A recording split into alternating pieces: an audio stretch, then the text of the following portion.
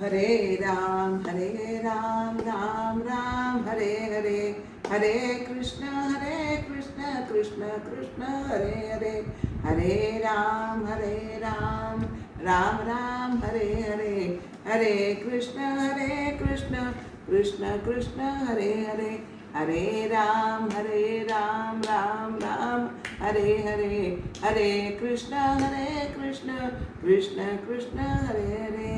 राजाधिराज प्रभु रामचंद्र महाराज की जय। सद्गुरु श्री समर्थ रामदास स्वामी महाराज की जय। सद्गुरु श्री स्वामी समर्थ महाराज की जय। सद्गुरु श्री ब्रह्म चैतन्य स्वामी महाराज की जय। जय जय रघुवीर समर्थ। गणेश शारदा चैव सद्गुरु सज्जनस्तथा आराध्य दैवतं गुह्यं सर्वं मे रघुनन्दना। गुरुर्ब्रह्मा गुरुर्विष्णु गुरुर्देवो महेश्वरा, गुरुः साक्षात् परब्रह्म तस्मै श्री गुरवे नमः। शुकासारिखे पूर्ण वैराग्य जाचे, वसिष्ठा परी ज्ञान योगेश्वराचे, कवी वाल्मिका सारिखा मान्य ऐसा नमस्कार माझा सद्गुरु रामदासा। मला वाटते अंतरित्वा बसावे, तुझ्या दास बोधासी त्वा बोधवावे। अपत्या परी पाववी प्रेम ग्रासा, महाराज या सद्गुरु रामदासा। राजाधिराज प्रभु रामचंद्र महाराज की जय। सद्गुरु श्री समर्थ रामदास स्वामी महाराज की जय। सद्गुरु श्री अक्कलकोट स्वामी समर्थ महाराज की जय। सद्गुरु श्री ब्रह्म चैतन्य स्वामी महाराज की जय। जय जय रघुवीर समर्थ। श्री रामरायांच्या चरणी, श्री समर्थांच्या चरणी, स्वामींच्या चरणी आणि महाराजांच्या चरणी आणि आपणा सर्व श्रोत्यांस वंदन करून आपण आज दशक 8 समास 3 सूक्ष्म आशंका निरूपण हे बघणार आहोत। तत्पूर्वी सद्गुरु सवनाच्या ओव्यांनी प्रारंभ करूया। सद्गुरूंचे धरावे पाय, तेच सती भवतरणोपाय। सद्गुरु वाचोनी सापडेना सोय, परमार्थी मानवा नामदेवा देवाचा असुनी शेजार। करावा लागला गुरु साचार, तेव्हाच परमात्मा होई गोचर। इंद्रियांसी तयाला ऐसी सद्गुरूंची महती फार। आपुल्या आयुष्याचे सारे दोर, हाती देऊनी त्यांच्या राहावे निघोर। सदा सर्व काळ सद्गुरूंवरी टाकुनी आपुला भार। अनुसंधानी राहुनी करावा संसार, तेच स्वये उचलती मगभार। भक्तांचा आपल्या सद्गुरूंचा लाभता सहवास, हवेपणाचा सरे हव्यास। आपोआप प्रारंभ तो उपासनेस, होतसे भक्तांच्या।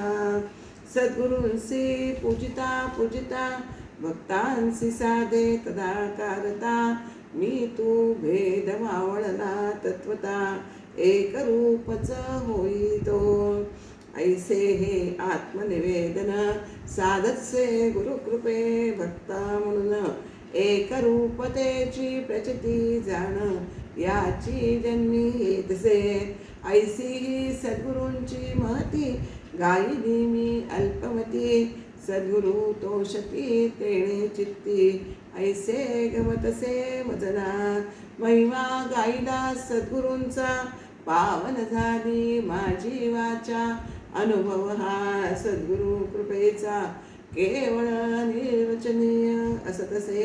सद्गुरु कृपेने सद्गुरु महती, गाता झाली तदाकार वृत्ती।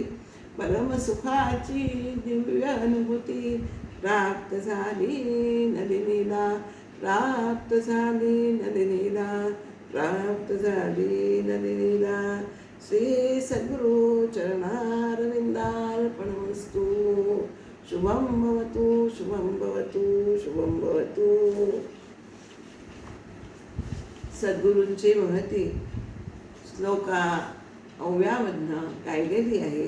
ती आपल्यापुढे थोड्या प्रवचनाच्या आधी, दासबोध विवरणाच्या आधी ती मी गायलेली आहे. आपण श्रोत्यांनी ती सगळी मान्य करून घेतली. धन्यवाद. आता आपण सूक्ष्म अशंका निरूपण या समासाकडे वळणार आहोत. ज्ञानदशक म्हणजे मायोद्भव हा जरी त्याचं नाव असलं तरी हा ज्ञानदशक असं समर्थाने त्याला म्हटलं आहे. कारण सद्गुरू हे शिष्याला परोपरी ज्ञान देऊन त्याला आत्मज्ञानाकडे नेत असतात. जो अपरिपक्व शिष्य असतो त्याच्या मनामध्ये याच्याबद्दल पूर्ण म्हणजे शंका त्याच्यामध्ये गेलेली नसते मनातली. त्याला अनेक शंका येत असतात आणि म्हणूनच हा अत्यंत गहन असला विषय असल्यामुळेच दागोपाठ दशक 8 समास दुसरा आणि दशक 8वा समास तिसरा असे लागोपाठ एकाच विषयाचे निरूपण समर्थाने आपल्याला या 200 समासी दासबोधात केलेले आढळतं. पहिला जो आपण बघितला, सृष्टी निर्माणावर शिष्याच्या मनामध्ये अनेक शंका निर्माण होतात, अनेक प्रश्न आहेत. आता या समासाची सुरुवातच समर्थ वेदांतामधील अजातवाद आहे त्यानेच सुरुवात करतात. सद्गुरूंना वास्तविक सगळं आत्मज्ञान म्हणजे सगळं त्यांना ज्ञात असतं, त्यांना अनुभव आलेला असतो, आत्मज्ञानाचा अनुभव घेतलेला असतो. परंतु सामान्यासाठी मात्र ते विवर्तवाद, शास्त्रामध्ये विवर्तवाद, अजातवाद असे हे लोकांना समजण्यासाठी की हे वाद आपण त्याच्यातनं अंगीकारून लोकांना ते ज्ञान ते देण्याचा प्रयत्न करत असतात. हीच त्यांची सद्गुरूंची आपल्यावर कृपा आहे. आता असा प्रश्न काय येतोय आपल्याला, विषय प्रस्तुत समाजात विषय हा असा आलेला आहे की प्रश्न असा आहे की ब्रह्मज्ञानी पुरुषाला जिकडे तिकडे परब्रह्माशिवाय दुसरी कशाचीही प्रचिती येत नाही. तर अज्ञानी जे लोक आहेत म्हणजे मायाप्रेमी जे लोक आहेत, मायाज्ञानी लोक आहेत, त्यांना या दृश्य जगताशिवाय दुसरी कशाचीही प्रचिती इथे येत नाही आणि असं दृश्याची अनुभूती येते आणि त्यांना ब्रह्मज्ञानी पुरुषांना मात्र आत्मज्ञानी पुरुषांना ही परब्रह्मा वाचून दुसरी कशाचीच प्रचिती येत नाही.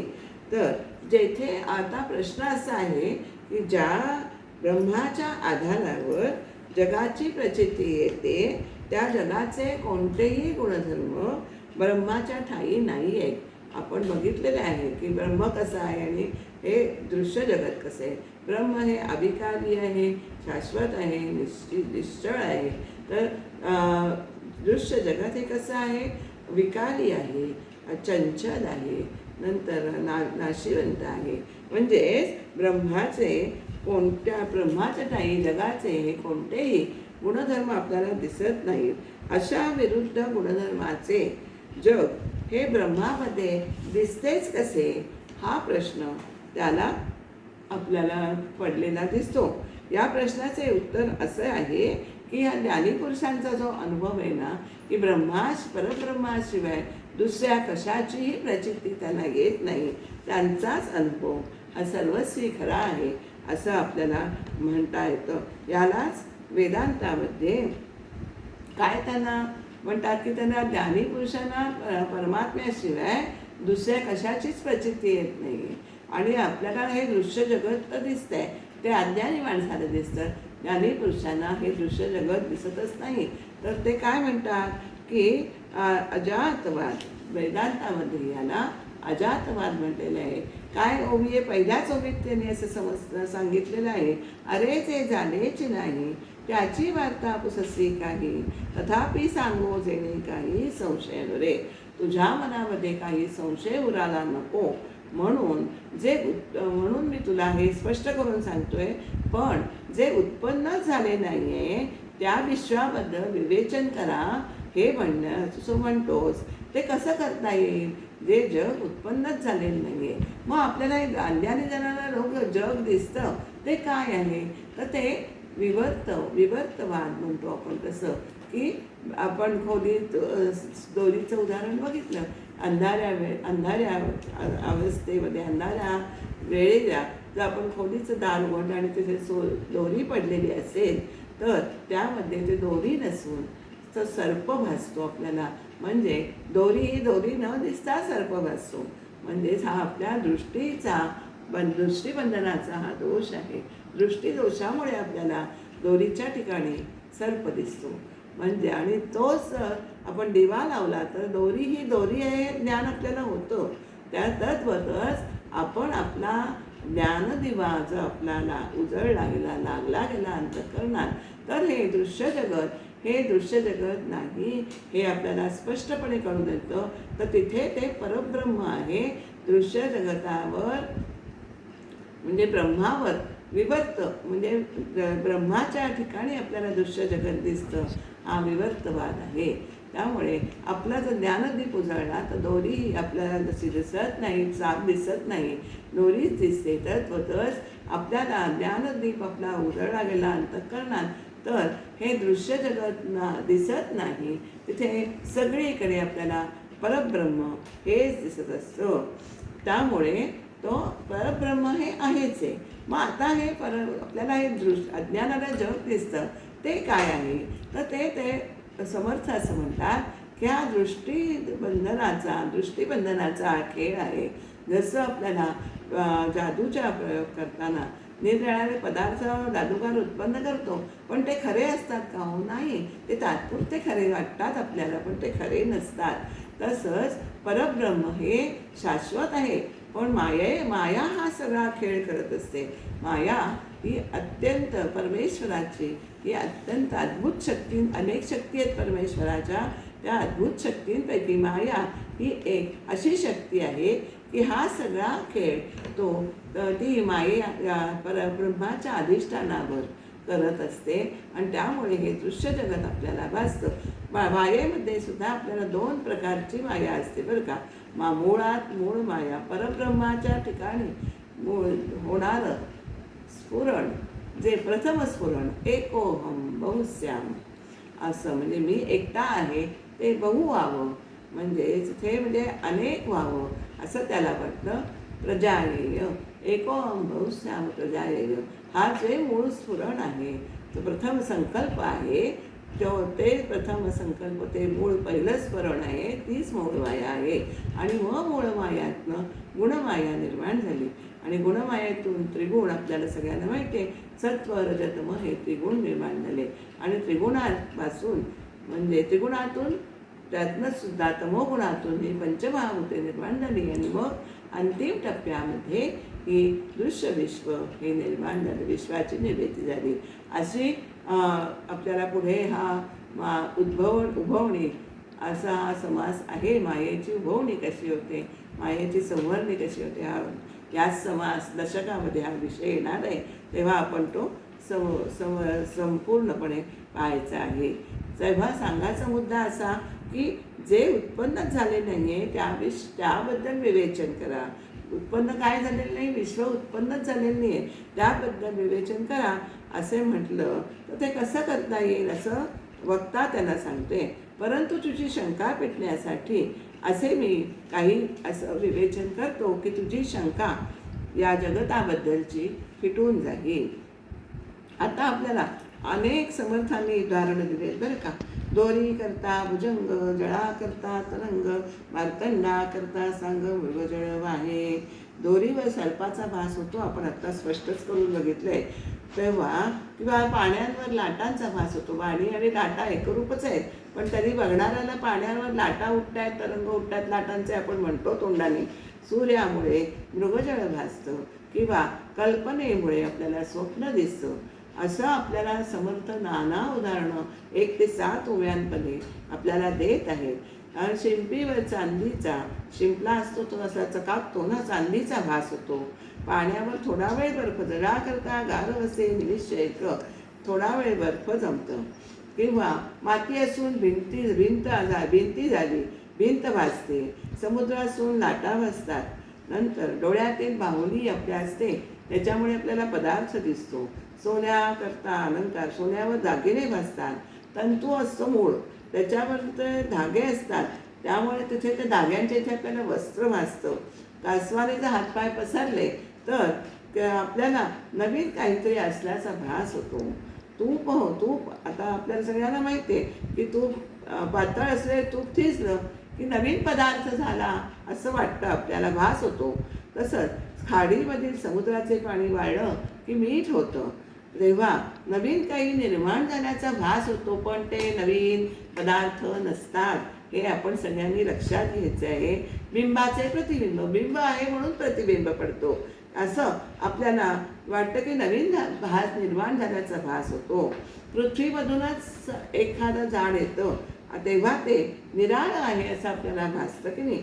झाडाची छाया पडते. धातूपणाने आपल्याला एकच असतात, पण त्यांच्या रंगाने रूपाने ते कमी जास्त मूल्याचे मानले जातात. आता उदाहरणार्थ पितळ पिवळंच असतं आणि सोनंही पिवळं असतं, पण त्याच्यामध्ये जे काळं पडतं ते पितळ आहे, त्यामुळे त्याचा भाव, त्याचं मूल्य हे अर्थातच सोन्यापेक्षा कमी धरलं जातं, कमी मानलं जातं. दृष्टांत देणे, आता समर्थ म्हणतात इतके आपण दृष्टांत दिले, पण आता हे दृष्टांत पुरे झाले. जे अद्वैत आहे ह्याच्यातनं लक्षात काय घ्यायचं आहे की जे अद्वैत आहे त्याच्यामध्ये द्वैत हे असू शकत नाही. म्हणजेच परमात्म तत्व हे अद्वैत आहे, त्याच्यामध्ये द्वैत म्हणजेच माया हे असू शकत नाही. तिथे द्वैत असल्याचा नुसता भास होतो. खरी अडचण अशी आहे की आपल्याला काय करायला लागतं, आपल्याला अद्वैत सांगण्यासाठी प्रत्यक्षात आपल्याला द्वैताचा आश्रय घ्यायला लागतो, द्वैताचा आधार घ्यायला लागतो. कारण आपण जे परब्रह्माच्या ठाई जे दृष्टांत लावतो ना, ते ह्या दृश्य जगतातलेच असतात. म्हणजे द्वैताचा आश्रय आपल्याला घेतल्याशिवाय अद्वैत कसं आहे हे समजत नाही. म्हणून लक्षात हेच ठेवायचे आहे की अद्वैतामध्ये द्वैत हे कधीही असू शकत नाही. तिथे फक्त द्वैत आहे असा भास तिथे आपल्याला होतो. भासा करता भास भासे, दृश्या करता दृश्य दिसे, अदृश्यास उपमान असे म्हणून निरुपम. मूळ पुरुष आपण आता बघितलं मगाशी की मूळ पुरुषाचा जो ईश्वर आहे त्याच्या ठिकाणी अनंत शक्ती आहे. मूळ माया ही त्याचीच शक्ती आहे. तिचा व्यापार होऊन आहे विलक्षण विश्व आपल्याला अवतरते, म्हणजेच आपल्याला दिसते डोळ्यांना. आपल्यावर काय आहे, अज्ञानाचं आवरण आहे, त्यामुळे ते मुळात नाही आहे तेच आपल्याला दिसतं. आणि अशा रीतीने आपल्याला भ्रम झाल्यामुळे हे भ्रमरूप विश्व जे आहे ते आपल्याला भासतं. वस्तुतः तिथे विश्व हे नाहीच आहे. दृश्य विश्व आपल्याला अनुभवाला येते, म्हणून अदृश्य विश्वाचा विचार आपल्याला करता येतो, हे आपल्याला आणि शोध घेता येतो. म्हणजे अदृश्य स्वरूपाशी साम्य होणारी खरी म्हणजे कोणती वस्तूच नाही आहे. कारण पण तरी दृश्याचा संदर्भ घ्यावा लागतो, त्यांना त्यातलेच दृष्टांत द्यायला लागतात की सामान्य माणसाला हे परब्रह्म हे कसं आहे त्याची थोडी तरी कल्पना येऊ शकते. कारण दृश्य विश्वामध्ये काय होतं, कल्पनेखेरीज काहीच आपल्याला दृश्य देताच येत नाही. कल्पना दृश्य विश्वाची मध्ये कल्पनेने आपण असं म्हणतो, त्यातल्या त्याला आपण म्हणतो की जे म्हणजे पाण्यासारखं आहे, असं आहे, तसं आहे. त्यातल्या त्यात आकाशाची उपमा ही मात्र परब्रह्माच्या सदृश आहे, त्याच्या जवळ जाणारी आहे. म्हणून जरी ते पंचमहाभूतातील भूत असलं तरी आकाशाचा दृष्टांत हा त्याच्या विस्तारामुळे, त्याच्या निश्चळतेमुळे तो आपल्याला परब्रह्माच्या ठाई देता येतो. परमात्मा आणि काय करायचं आहे तर विश्वाची निर्मिती आपल्याला परमेश्वराने केली आहे. परमात्मा परमेश्वर हा तोच सर्व करता ईश्वर आहे.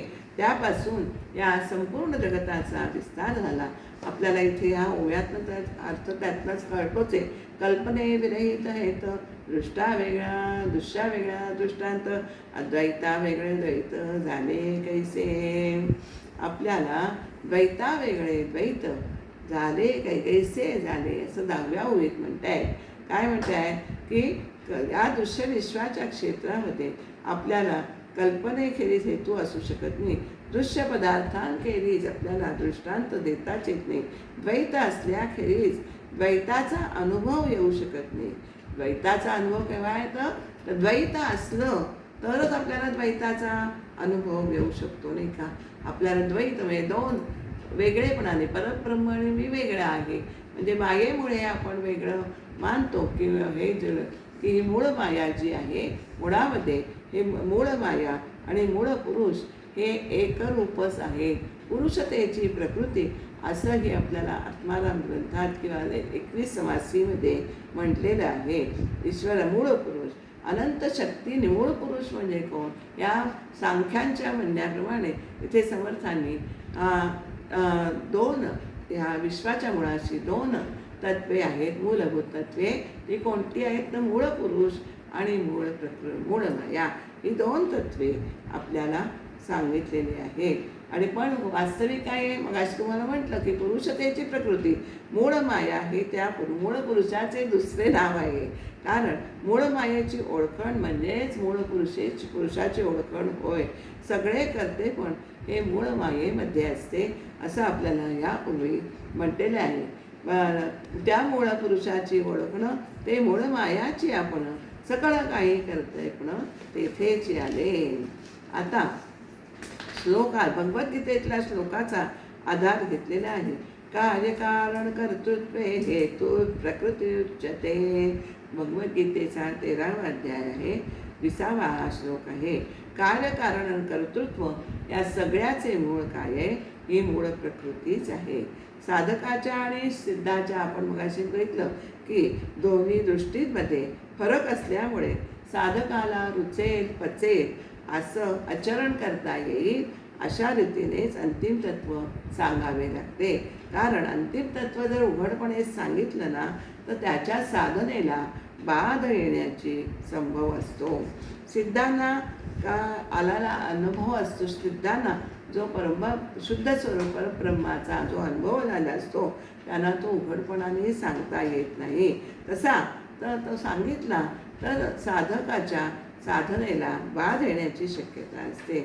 एरवी जर विचार केला तर मगाशी आपण म्हटलं तसं की हे दृश्य विश्व हे खरे नाही, हेच खरे आहे.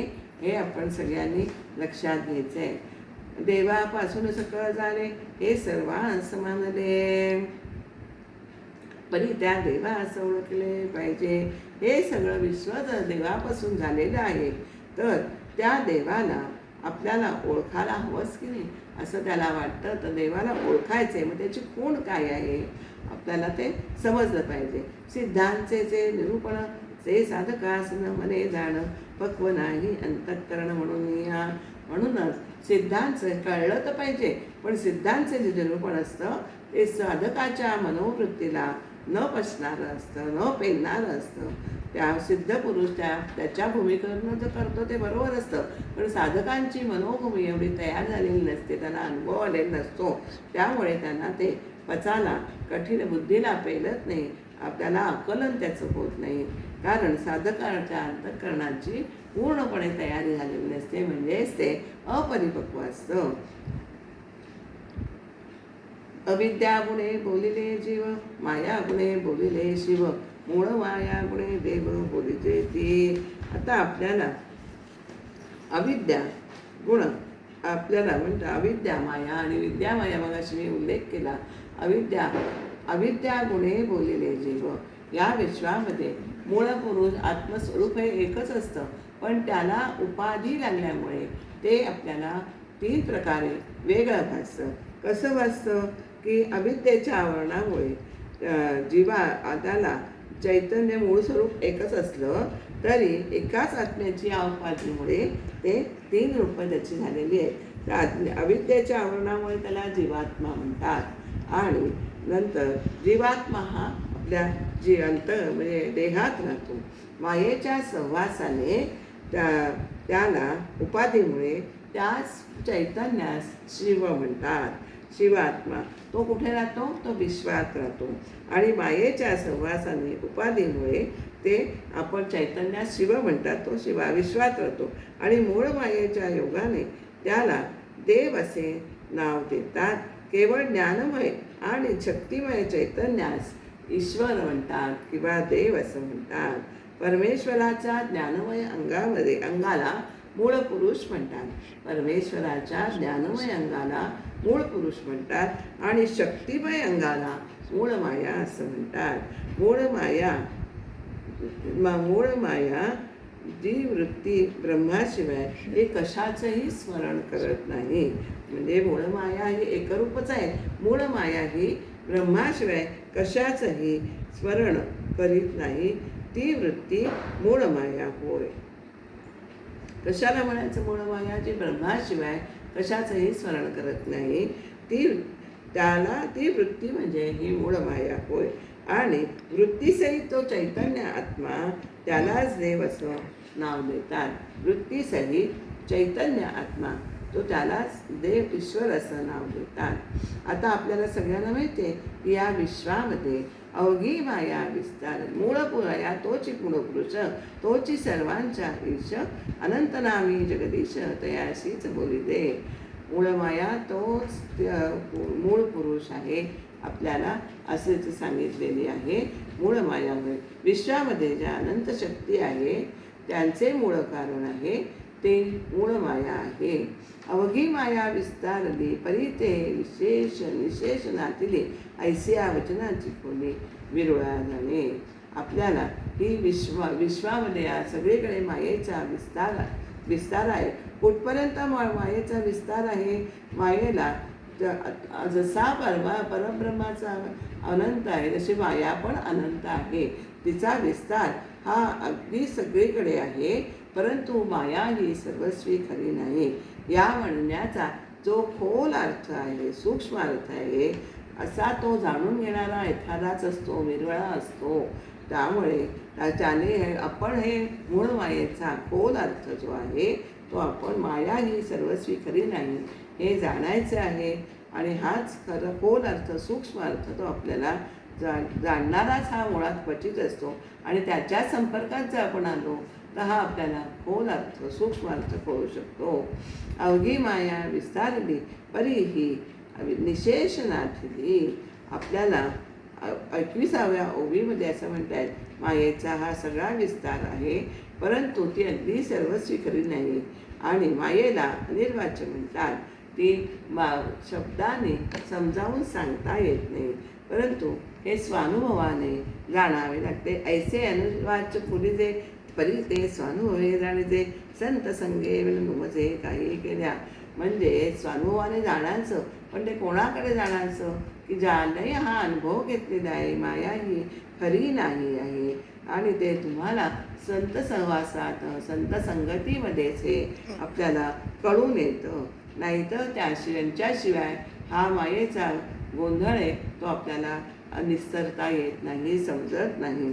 माया तोची मूळ पुरुष साधकान मने हे विशेष परी अनंतनामी जगदीश कोणास म्हणावे. आपल्याला मूळ माया तीच मूळ पुरुष आणि मूळ पुरुष तोच ती मूळ माया हे होय. पण हे काही केल्या आपल्या साधकाला त्याचं पूर्णपणे आकलन होत नाही. तो म्हणतो असं जर आहे तर अनंत नामी जगदीश कोणास म्हणावे.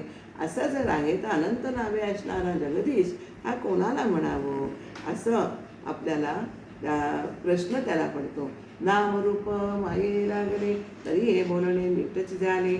येथे श्रोती अनुमानले कासे असे. मूळ चैतन्य हे अनाम आहे, अरूप आहे आणि नामरूप. पण मायेमुळे त्याला अनेक रूपे आणि अनेक नामे त्याला लावली गेली, दिली गेली.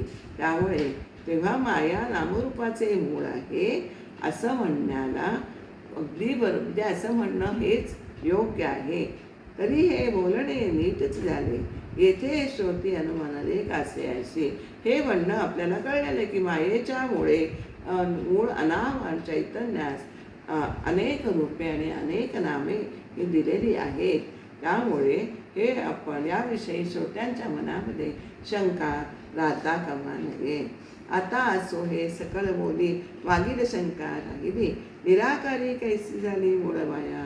आता हे समर्थांनी आपल्या मायेचे स्वरूप आपल्याला सांगितलं कसं आहे. विद्यामाया विद्यामाया साधकांना जेव्हा विद्या त्याची कमी कमी होत जाते तेव्हा विद्यामाया त्याला प्रत्यक्ष आपल्याला त्याला अनुभवाला येते. त्यामुळे ते त्या समर्थ म्हणतात. हा आता मूळ प्रश्नाकडे समर्थ पुन्हा विषयांतर झालं असे समर्थ लगेच म्हणतात. आगील शंका राहिली, आशंका त्याच्या मनातली काय आहे. मूळ प्रश्न कसा आहे. निराकारी मूळ माया कशी निघाली उत्पन्न झाली. निराकारी कैसी झाली मूळ माया. निराकार अशा परब्रह्मामध्ये ही मूळ माया उत्पन्न कशी झाली. आपल्याला त्याचं पुढेचाच ओवीत समर्थाने उत्तर दिले. दृष्टीबंधन मिथ्या सकळ पै तो कैसा झाला खेळ, ह्याची आता वगे निवळ करून जाऊ. नजरबंदीचा खेळ आपल्या सगळ्यांना माहिती आहे. त्यामध्ये अनेक प्रत्यक्ष वस्तू निर्माण करतात पण त्या मिथ्या असतात. त्यामुळे हे विश्व जे आहे ना ते एक नजरबंदीचाच खेळ आहे. तो खेळ कसा खेळला गेला आणि हे दृश्याने भरलेले जगत निर्माण कसे झाले याचं विवेचन समर्थ आपल्याला करून सांगत आहे, स्पष्ट करून सांगतायत. आता बघा, आकाश असता निश्चळ मध्ये वायू झाला चंचळ, तैसी जाणावी केवळ मूळ माया. मूळ परब्रह्मात माया कशी निर्माण झाली तर आकाशात जशी वायूची झुळूक ही आपोआप उत्पन्न होते ना तशीच मूळ माया ही परब्रह्मामध्ये आपोआप उत्पन्न झाली आहे. ते निराकाराने ती निर्माण केलेली नाही आहे. निराकार परब्रह्म हे तसंच राहतं. आकाशात वायूची झुळूक आली, वारा आला तरी वारा आला आणि गेला तरी आकाश तसं राहतं. तसंच निराकार परब्रह्मामध्ये माया ही वायाच्या झुळकीप्रमाणे आली, आपोआप उत्पन्न झाली आहे. ती उत्पन्न परमेश्वराने केलेली नाही आहे. आणि त्या माया अशी आली आणि ती लगेच त्यात विलीन होते, काही काळाने ती त्यात विलीन होते. त्यामुळे ती आली काय आणि गेली काय तरी मूळ परब्रह्म स्वरूपामध्ये काहीही फरक पडत नाही. जसं आकाश जसं निश्चल राहतं तसंच परब्रह्म हे अगदी काहीही न करता मूळ माया उत्पन्न झालेली आहे. त्याच्यामध्ये मूळ परब्रह्मामध्ये निश्चलतेमध्ये त्याच्यात काहीच फरक पडत नाही. रूपवायूचे झाले तेव्हा आकाश गेले. आपण आत्ताही बघितलं रूपवायूचे झाले. वायू उत्पन्न झाल्याने आकाशाला तडा गेला, आकाश भंगलं असा कधी अनुभव येतो का. नाही आहे. ऐसे हे सत्य मानले न वचे किम कदा, कधीच अनुभवाला येत नाही. त्याचप्रमाणे तैसी मूळ माया झाली आणि निर्गुणता संचली, येणे दृष्टांते तुटली मागील आशंका. त्याचप्रमाणे ही मागील आशंका कशी सुटते सोडवले समर्थाने बघा. त्याचप्रमाणे मूळ माया जरी उत्पन्न झाली तरी परब्रह्माच्या निर्गुणपणामध्ये तसेच राहते. म्हणजे मूळ माया जरी परब्रह्मामध्ये निर्माण झाली तरी परब्रह्माच्या निर्गुणपणामध्ये यत्किंचितही भंग होत नाही. ते अगदी तसेच राहते. यावरून दृष्टांतरे पहिली शंका, मूळ माया ही निराकार अशा परब्रह्मात कशी निर्माण झाली, ही शंकेचं निरसन समर्थाने केलेले आहे. वायू नवता पुरातन तैसी मूळ माया जाण, साच म्हणता पुन्हा लीन होतसे. म्हणजे असं सांगितलं की मूळ माया ही लीन होते परब्रह्म स्वरूपात. वायू हा काही पुरातन आकाशा इतका पुरातन नाही. मुळात मूळ आकाश, त्याच्यानंतर त्याच्यामध्ये वायू निर्माण झाले. त्यामुळे आकाशा इतका वायू हा पुरातन नाही आहे. त्याप्रमाणेच मूळ माया ही जाणार असं आपल्याला इथे सांगितलं नाही आहे. मूळ माया ही काही परब्रह्मासारखी सनातन नाही. साच म्हणतात पुन्हा लीन होत असे. वायू जसा आकाशात लीन होतो तसाचप्रमाणे मूळ माया परब्रह्मामध्ये लीन होऊन जाते. म्हणून उत्पन्न होणारी आणि लीन होणारी माया ही संपूर्णपणे खरी नाही असं आपल्याला या ओवीतनं सांगितलेलं आहे. वायुरूपे कैसा आहे तैसी मूळ माया पाहे, भासे परिते नवला आहे रूप तेचे. वायूचं रूप कसं आहे बघा, आपल्याला वारा वाहू लागला की आपण तो आहे असं आपल्याला भासतो, परंतु आपल्याला अमुकाचं त्याचं रूप आहे, हा वारा आला बरं का, हा वारा आहे असं आपल्याला सांगता येतं का? ती जाणीव आपल्याला होते वाऱ्याची. वायो रूप कैसा आहे तैसी मूळ माया पाहे, त्याचप्रमाणे मूळ माया कर्तृत्वाने आहे असं आपल्याला भासतं आणि समजतं, पण तिचं रूप अमुक अमुक आहे असं आपल्याला दाखवता येत नाही. वायू सत्य म्हणू जाता परी तो नये दाखविता. आत्ताच आपण म्हटलं वायू खरा आहे, तो दाखवा असं म्हणतं तर आपल्याला दाखवता येतो का? हवा आपल्याला दाखवता येते का? नाही दाखवता येते. ते आपल्याला जाणवते पण ती खरी नसते, म्हणजे आपल्याला दाखवता येत नाही. बोटाने आपल्याला हा वायू आहे असं दाखवता येत नाही. त्याला पाहायला गेलं तर आपल्याला ती नुसतीच जोड दिसते. परी वायू सत्य म्हणू जाता परी तो नये दाखविता, तयाकडे पाहू जाता धूळ दिसे. तिथे नुसती पाहायला गेलं वायूला तर तिथे नुसती धूळच दिसे. धुराळा आपण उडला किती धुराळा उडताय असं म्हणतो की नाही वारा सुटल्यावर. त्यामुळे तैसे मूळ माया भासे, भासे परिचय न दिसे, पुढे विस्तारली असे माया विद्या. त्याचप्रमाणे अगदी मूळ माया मूळ मायेचे आपल्याला अस्तित्व जाणवते, पण ते आहे असं जाणवून दिसत मात्र नाही. तिला पाहायला गेलो तर काय आपल्याला दिसतं? मूळ दृश्य पदार्थांच्या रूपाने माया आणि अविद्यावरील आपल्याला हे दिसते. जैसे वायूचे नियोगे दृश्य उडे गगनमार्गे, मूळ मायेच्या संयोगे तैसे जग. वायूच्या वाण्याने दृश्य वस्तू आकाशात उडतात, त्याचप्रमाणे मूळ मायेच्या संयोगाने आपल्याला निर्गुण ब्रह्मामध्ये दृश्य विश्व ते जग दिसू लागतं. मूळ परब्रह्म अदृश्य निराकार निर्गुण आणि सूक्ष्म आहे, त्यातच उत्पन्न झालेली ही मूळ माया त्याच सद्वस्तूला दृश्य साकार सगुण आणि स्थूल पदार्थांच्या रूपाने ते आपल्याला दाखवते. म्हणजे वायू जसं आपल्याला मूळ मायाच्या संयोगाने निर्गुण ब्रह्मामध्ये आपल्याला दृश्य दिसू लागतं, हे आपल्याला इथे लक्षात ठेवायचे आहे. आता आपल्याला त्याच्यात आणखीन उदाहरणं समर्थ येत आहेत बरं का. गगनी आभाळ नाथिले अकस्मात उद्भवले, मायेचे निगुणे झाले तैसे जग. आकाश अगदी स्वच्छ निरभ्र दिसते, त्याच्यामध्ये एकाएकी ढग जमतात. आपण बघतो खूप वेळा पावसाळ्यात तर असं होतं, आत्ता आपण आकाश निरभ्र वाटतं पण ढग आपण म्हणतो मळब आलाय ढग आले तसं म्हणतो की नाही. तर त्या एकाएकी ढग येतात. त्याचप्रमाणे मूळ परब्रह्म एक जिन्सी आणि निर्मळ असतं, त्याच्यामुळे मायेच्यामुळे हे दृश्य जगताचा देखावा आपल्याला दिसू लागतो. वास्तविक आकाशामध्ये मुळात काहीच नसते. नाथिलेचे गगन नव्हते, अकस्मात आले तेथे तैसे दृश्य झाले तेथे तैसे आपले. आपल्याला म्हणजे लक्षात ठेवायचे मायेच्या गुणांमुळे हे जग आपल्याला दिसते. आकाशात अभ्र आल्यावर आकाशाची निश्चळता भंगली असं वाटतं, परंतु ती भंगलेली नसते. खरं तसंच पाहिलं तर निश्चळता पूर्ववत त्याची ती अभंग असते. त्याचप्रमाणे मूळ माया प्रकट झाल्यावर निर्गुण परब्रह्म सगुण साकार झाल्यासारखं वाटतं, परंतु सूक्ष्म दृष्टीने जर आपण पाहिलं तर परब्रह्म संपूर्णपणे जसेच्या तसे हे निर्गुणच असते. परी त्या आभाळाकरिता गगनाची गेली निश्चळता, वाटे परी ते तत्वता तैसेचे आहे. आभाळ आले आणि गेले तर हे आकाश ज्याप्रमाणे तसा अभंग राहतो ना, त्याचप्रमाणे मायेमुळे दृश्य विश्व आले आणि गेले तरी ते निर्गुण ब्रह्म सगुण न होता अगदी जसेच्या तसे राहते. म्हणजेच काय सांगायचं इथे समर्थ म्हणतात की निर्गुण परब्रह्म हे तसंच्या तसंच राहतं. मायेच्या योगाने ते आपल्याला सगुण झाल्यासारखं वाटतं, ते सगुण न होता ते अगदी तसेच्या तसंच राहतं.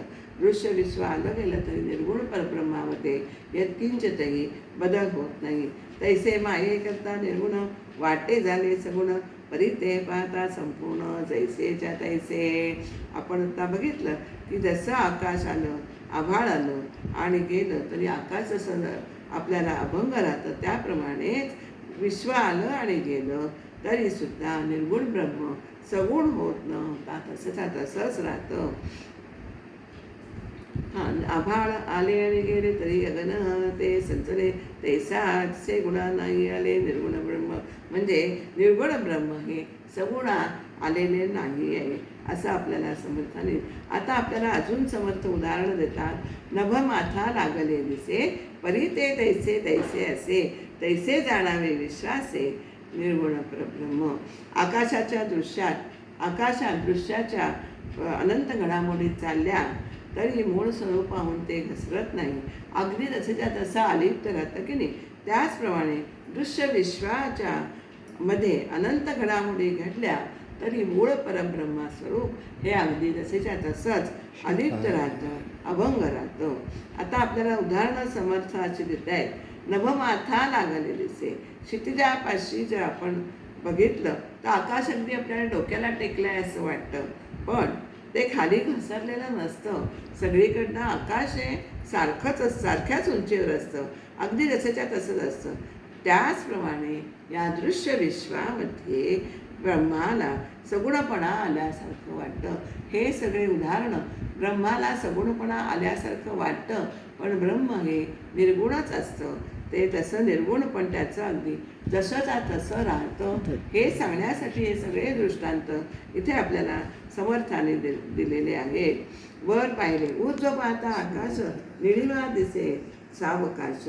वर पाहिलं तर आकाशाकडे आपण बघतो की निळसर आकाश, तिकडे तिकडे निळा रंग पसरलेला आहे, पण तिथे तो रंग नसतो बरं का. तो केवळ भास असतो, खरा नसतो तो. ऊर्ध्व पाहता आकाश निळीवा दिसे सावकाश परी तो जाणीजे मिथ्याभास वासनाचे. तो मिथ्याभास आहे, तो खरा नसतो, आपल्याला तो भास होतो हे लक्षात ठेवायचं आहे. आकाश पालथे घातले चौघडोळे आटोपले वाटे विश्वास कोंडले परी ते मोकळेचे असे. आकाशाकडे पाहिलं की आपल्याला वाटतं की ते एखादा झाकण कसं उपडं घालावं, पालथं घालावं असं वाटतं. चारही बाजूने त्याने आवरलेलं आहे असं वाटतं, पण सगळे विश्व आकाशाने कोंडून धरलेले आहे असं वाटतं, पण तसं नाही आहे. खरोखर आकाश हे सगळ्या दिशांनी हे मोकळंच आहे, परी ते मोकळेचे असे. पर्वती निळा रंग दिसे परी तो तया लागला नसे अलिप्त जाणावे तैसे निर्गुण परब्रह्म. निर्गुण ब्रह्म हे अलिप्त आहे. हे अनेक प्रकारे समर्थ उदाहरणं देऊन आपल्याला सांगते. पर्वताची दूर रांग आपल्याला लांबणं पर्वत कसे निळसर डोंगर वाटतात की नाही, की दुरून पाहिले तर पर्वताचा रंग हा निळसर दिसतो, परंतु दिसत असून सुद्धा तो रंग पर्वताला लागलेला नसतो.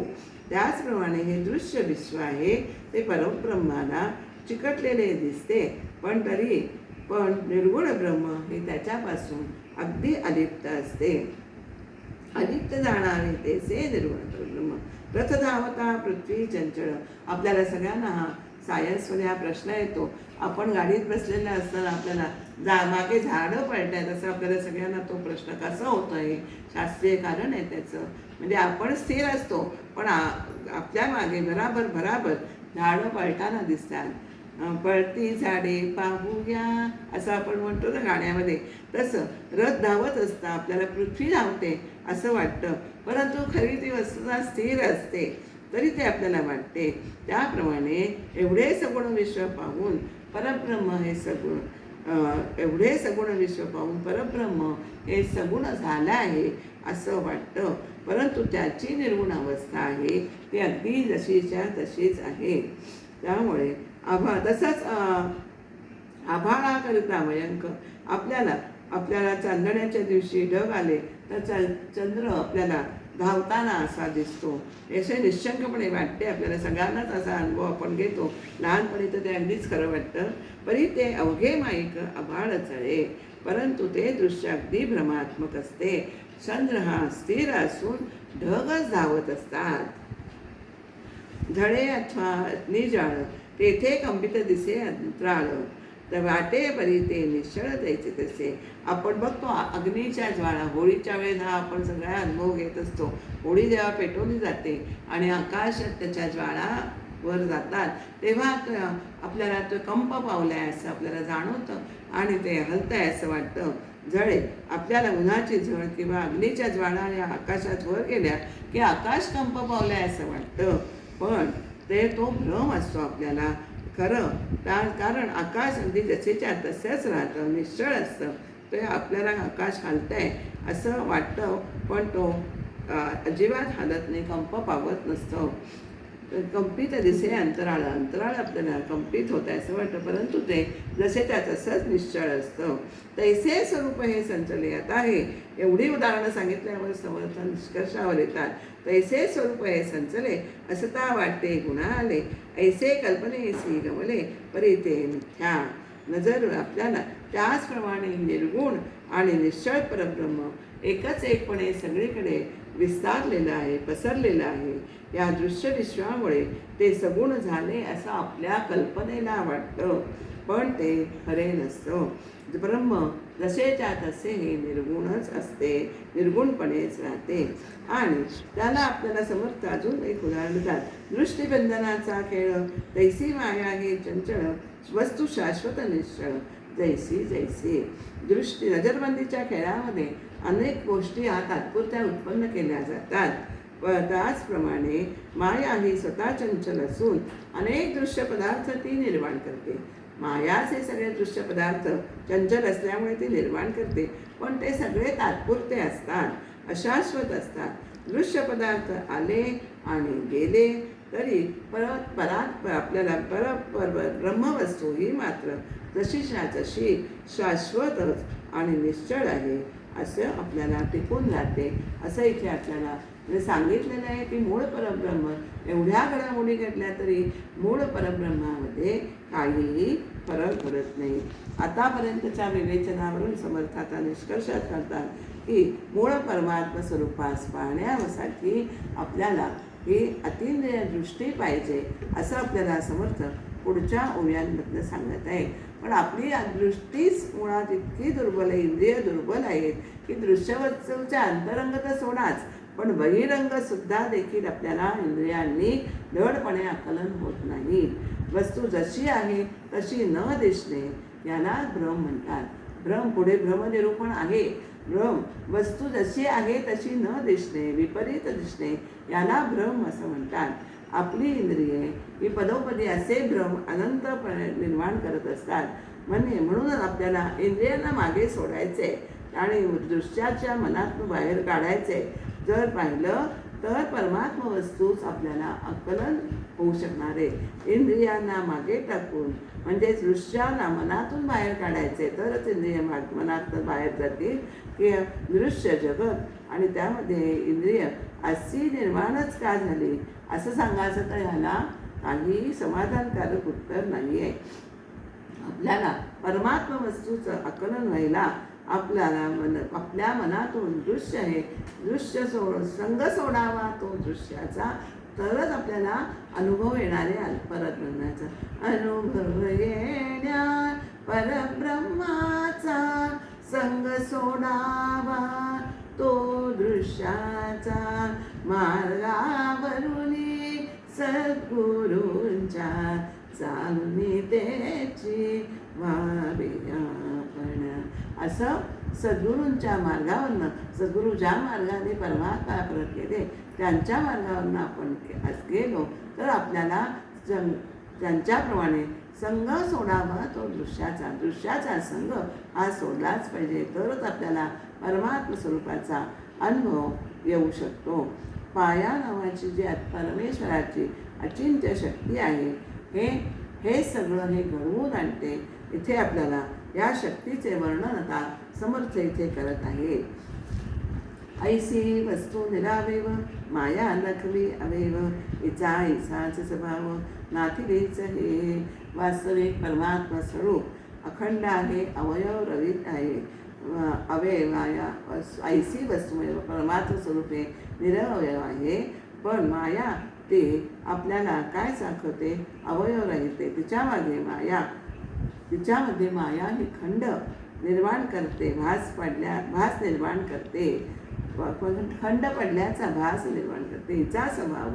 परंतु जे मुळात ते आहे, मुळात जे नाही आहे ते आहे, हा भास निर्माण करणे हाच मायेचे मुख्य काम आहे. म्हणजे मुळात जे नाही आहे त्याचा ते आहे असा भास निर्माण करणं हेच मायेचं काम आहे. म्हणून मायेची सृष्टी ही कधी खरी नसते.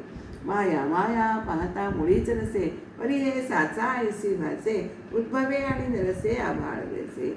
माया मूळ परब्रह्म स्वरूपात माया नाहीचे, परंतु ती खरी आहे असा भ्रम मात्र उत्पन्न होतो.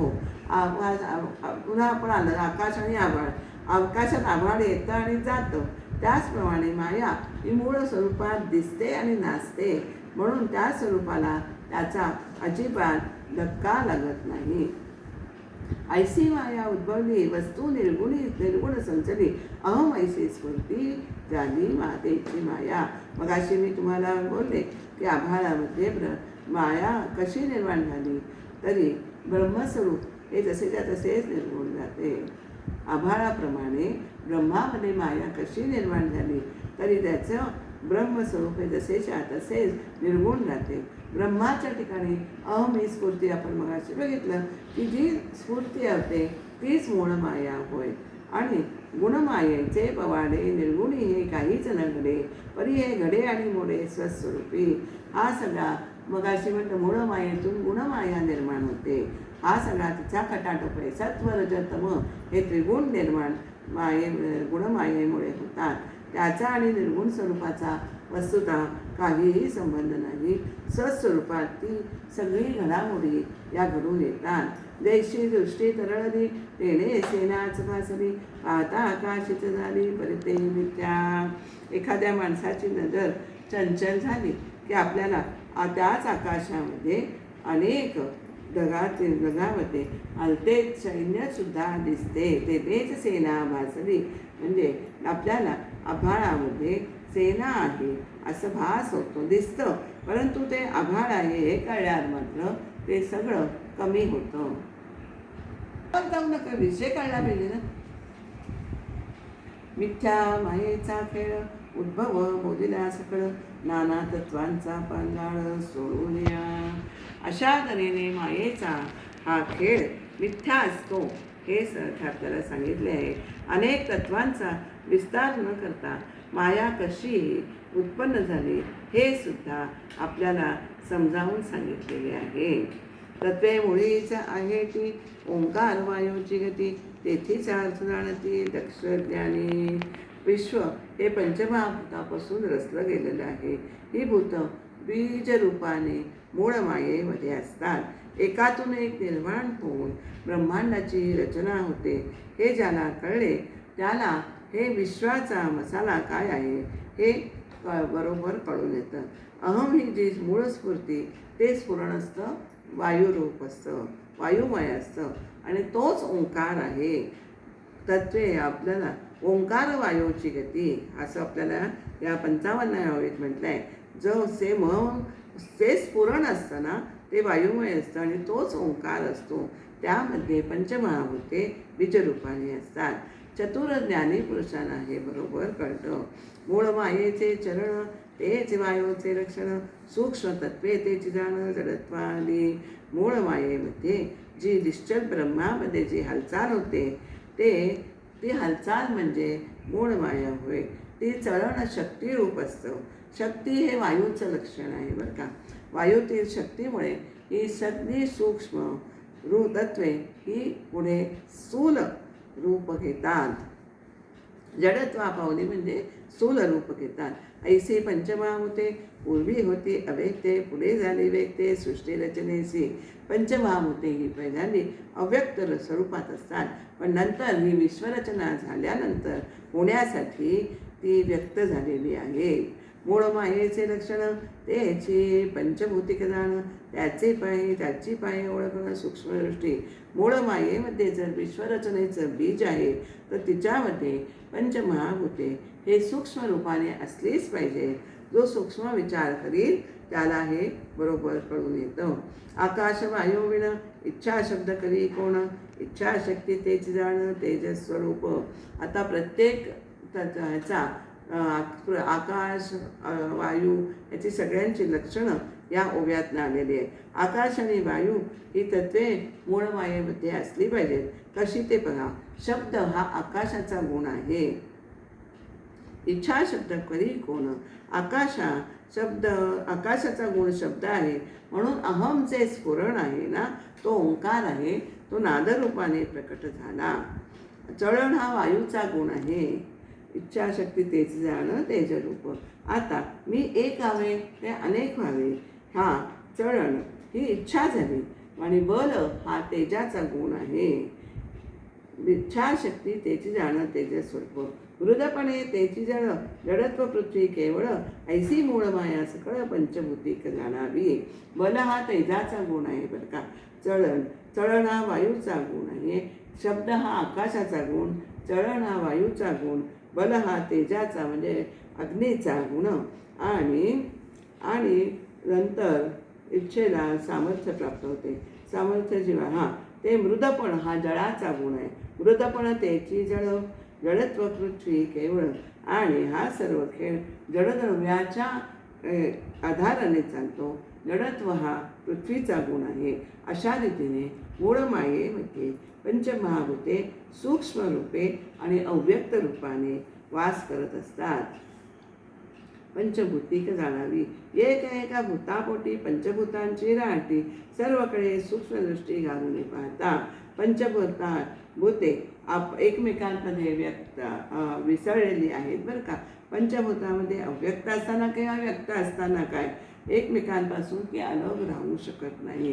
प्रत्येक भूताचं असं प्रमाण ठरलेलं आहे. आकाशतत्वामध्ये आकाशतत्व हे 50% आणि बाकीची 4 जी भूतं आहेत ती 12.5% असं प्रत्येक भूतामध्ये अशी 12.5% बाकीची उरलेली भूतं ही त्यांचा सहभाग त्याच्यामध्ये असतो, अंतर्भाव त्याच्यामध्ये असतो. पंचमहाभूते अव्यक्त असताना आणि व्यक्त असताना ती एकमेकांपासून अलग राहू शकत नाहीत. एकमेकात ती मिसळलेली असतात. आणि विश्वरचनेकडे स्थूल दृष्टीने सूक्ष्म दृष्टीने पाहिलं तर हे सगळं आपल्याला लक्षात येतं. पुढे जडत्व असावी आणि तरी असती कालवली. पुढे ती व्यक्त झाली तरीसुद्धा ती एकमेकात कालवलेलीच असतात. ऐसी माया विस्तारली पंचभूतिक. अशा प्रकारे अशी माया पंचभूतात्मक ही माया आहे ती पुढे तिचा विस्तार झालेला आहे.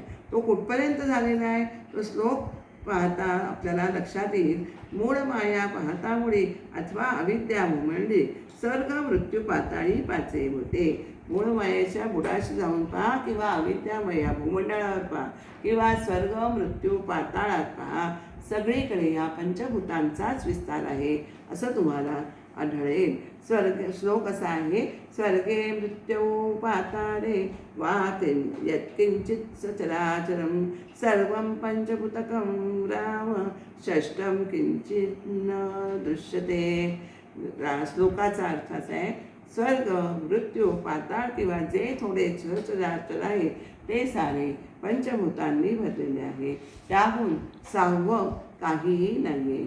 आरंभी आणि शेवटी काय म्हटलेलं आहे, सत्य स्वरूप हे आदी अंती मध्ये पंचभूते वर्तते पंचभूतिक जाणीचे श्रुती मूळ माया.